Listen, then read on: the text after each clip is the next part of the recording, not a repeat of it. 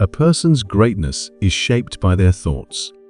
This truth has been proven again and again by the lives of successful people like Elon Musk, Steve Jobs, Jeff Bezos, and many others.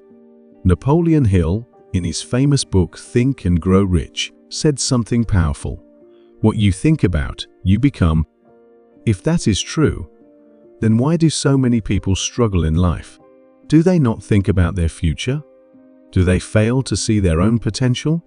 Today's story gives a deep answer to these questions and teaches us an important lesson.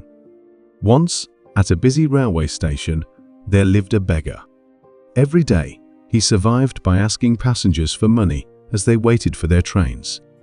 His life never changed because he repeated the same routine daily.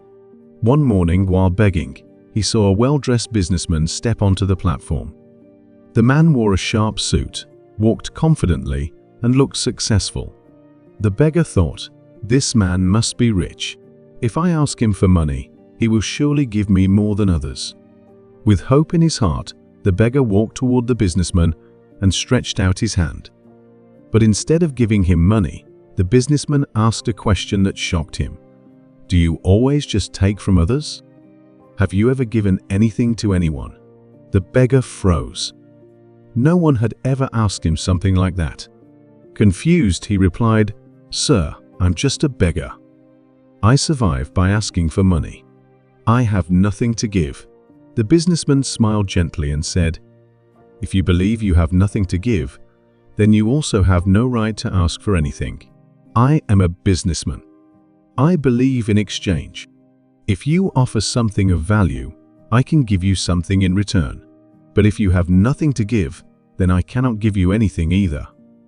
Saying this, the businessman boarded his train and left. The beggar stood still, thinking deeply. "I have been begging for so long, yet no one ever spoke to me like this." He wasn't rude. He was just honest. If I offer nothing, why should people give me anything? That night, he lay awake and kept thinking, "What can I give? I'm a beggar. I have nothing." But the businessman's words echoed in his mind. If you want to receive, you must first give. 2 days passed. The beggar didn't beg at all. He was lost in thought. On the 3rd day, while sitting at the station, he noticed colorful wildflowers blooming near the railway tracks. Their beauty caught his attention, and suddenly an idea came to him. What if I offer people a flower whenever they give me money?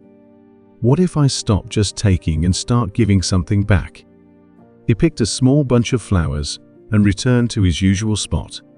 The first person who gave him a coin looked surprised when he offered a flower in return. The person smiled, accepted the flower, and walked away. Others did the same.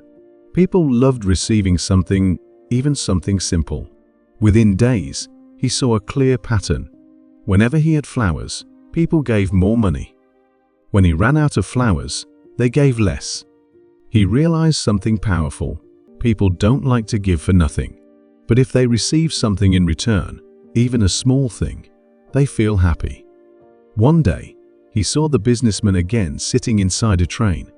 He rushed toward him and said excitedly, "Sir, today I have something to give you. If you give me money, I will give you flowers in return." The businessman smiled, handed him some cash, and took the flowers. "You have learned the value of exchange," he said. "Today, you are no longer a beggar. You are a businessman." The train left, and the beggar kept thinking about those words.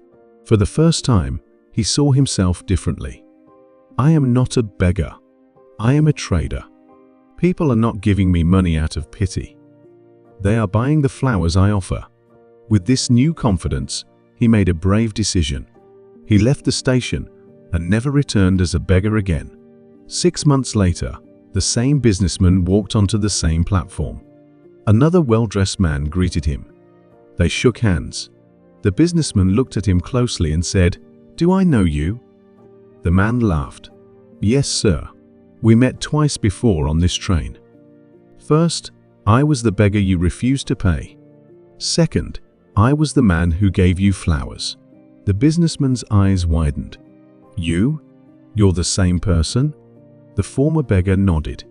Yes, but today I run a successful flower business and I'm traveling to expand it. The businessman smiled proudly and asked, "What changed?" The man replied, "You taught me that we only receive when we give. That day, I stopped seeing myself as a beggar. I saw myself as a businessman." Life is shaped by how we see ourselves. If you think you are small, you will remain small. But if you believe in your inner strength, you can achieve greatness.